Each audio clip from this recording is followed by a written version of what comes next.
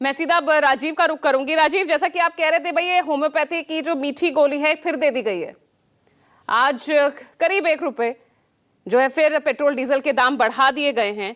अब जनता, हालांकि पीएम तो कह रहे हैं ये आपदाओं का दशक है, इस तरह के और झटके आगे देखने पड़ेंगे और वो दिन अब ज्यादा दूर दिख नहीं रहा है जब पेट्रोल डीजल 100 रुपए पार हो जाएगा। कोई प्लान दिख रहा है यहाँ पर सरकार के पास, कैसे राहत दी जाए? कैसे, ये तो संकट काल बन गया आम जनता के लिए।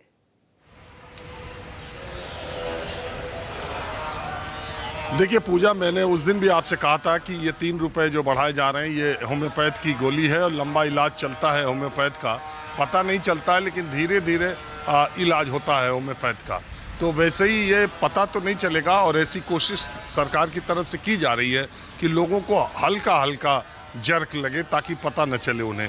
अभी 3 रुपए, फिर 1 रुपए और आप देखिएगा शुक्रवार तक या अगले सोमवार तक फिर बढ़ाया जाएगा। और उसकी कोई मैंने पहले भी कहा था कि ऐसा कुछ नहीं है कि मेरा पेट्रोलियम मिनिस्ट्री में कोई सूत्र है या मैं बहुत अर्थशास्त्र या पेट्रोलियम की राजनीति या उसकी अर्थनीति को समझता हूँ। सीधा सा कारण है, पूरी दुनिया में दाम बढ़ रहे हैं तो हिंदुस्तान में भी बढ़ेगा।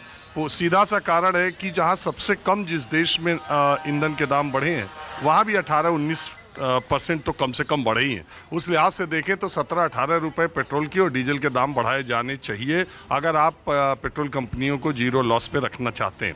और ऐसा होगा अगर ये ईरान और ये युद्ध अगर चलता रहा तो ऐसा ही होगा। 1-2 रुपए करके महीने में 5-7-8 रुपए बढ़ाकर 2 महीने में उसको उतना ही पे ले जाने की कोशिश की जाएगी और वो किया ही जाएगा।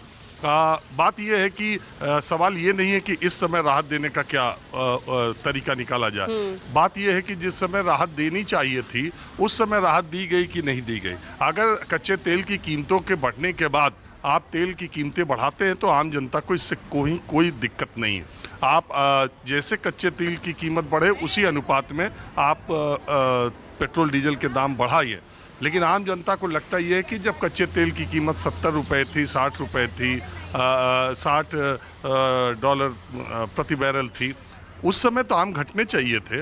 जब एक बार कच्चे तेल की पिछले 4, देखिए कहने के तरीके सरकार के कितने अलग अलग तरीके के तर्क होते हैं। जो लोग सरकार के पक्ष की बात करते हैं वो सिर्फ एक वही बात है ना, अगर गिलास में आधा पानी है तो उसके कहने के 2 तरीके हैं। एक आदमी कह सकता है कि गिलास आधा भरा है, दूसरा आदमी कह सकता है कि आधा गिलास खाली है, और दोनों अपनी अपनी जगह पे सही है।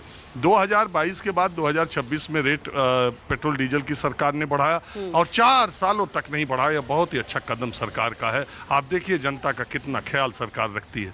एक तो ये पक्ष है। दूसरा पक्ष है कि आप ये भी बताइए कि 2022 में कितने दिनों के बाद कच्चे तेल की कीमतें बढ़ी थी और जैसे ही बढ़ी आपने दाम बढ़ा दिया और उसके बाद कच्चे तेल की कीमतें कम हुई लेकिन आपने पेट्रोल डीजल की राहत देश के आम आदमी को नहीं दी। आप वही रेट लेते रहे 4 साल तक और जब 4 साल के बाद इतने भयंकर क्राइसिस में दाम ऊपर जा रहा है तो आपने फिर ये कहना शुरू किया कि हमने तो 4 साल बढ़ाया ही नहीं था, अब बढ़ा रहे।